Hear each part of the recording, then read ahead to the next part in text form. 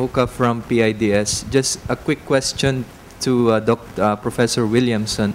Following up on Dr. Sikat's take that about the rich and in some research papers they are called like the oligarchs or conglomerate control or regulatory capture of certain industries where there's not much competition. So a lot of people are saying we need competition policy, remove the regulatory capture, and rent seeking so that there will be meritocracy and not parceling this out according to connections or, you know, the rich businessman marrying the politicians and whatnot. So they control everything. So my question is, from economic history, or how do you move from one set of institutions to another set fast enough? How do you transform?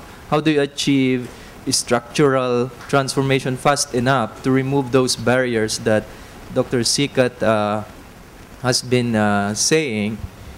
Considering that the current political economy situation will not allow, that these people controlling will not allow us to change the current political system and will fight the system, is there lessons from history where oligarchs are broken into or the control so that the system can be changed so that fast enough so that Dr. Sikat will still be alive to see his ideas being listened to?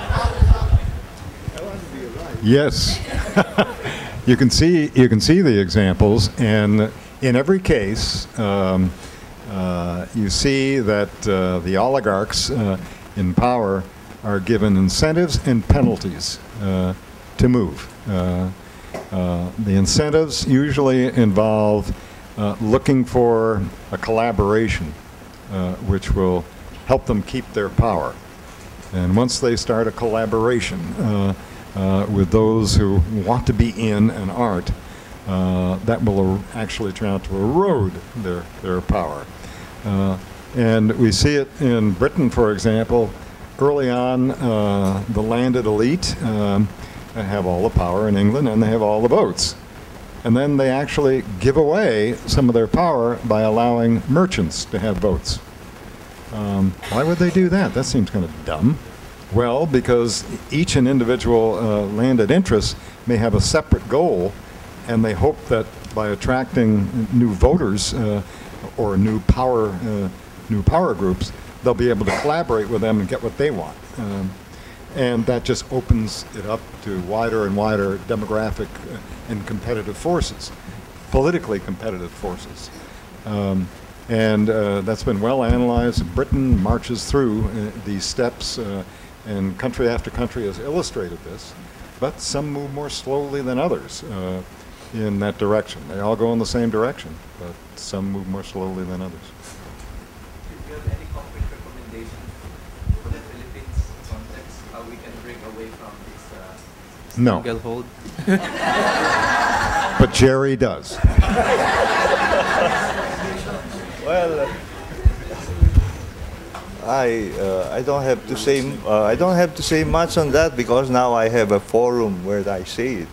For instance, yesterday I was talking about population issues. To me, that's one issue where if we just did something right there, we could improve, not today, but after maybe one generation, improve the per capita income immensely as we just generate normal growth. And then, of course, I have my take on a lot of other issues. You know, constitutional reform is one issue, and I've given commentaries on what are the productive constitutional reforms. So many people want just the reform that helps them go through.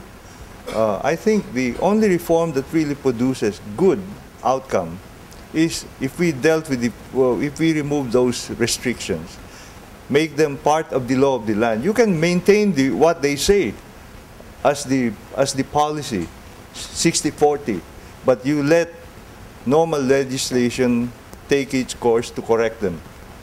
Somebody said, you know, in a forum, in a public forum, Philippine Economic Society, I was surprised when somebody, the World Bank official said that it doesn't matter really, these provisions of the Constitution, they're not so important. There are many problems about many restrictions in all countries. But in our country, which is full of lawyers,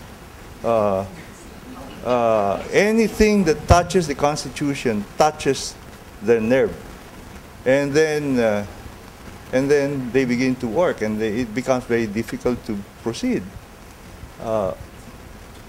That's one point. Anyway. We have time for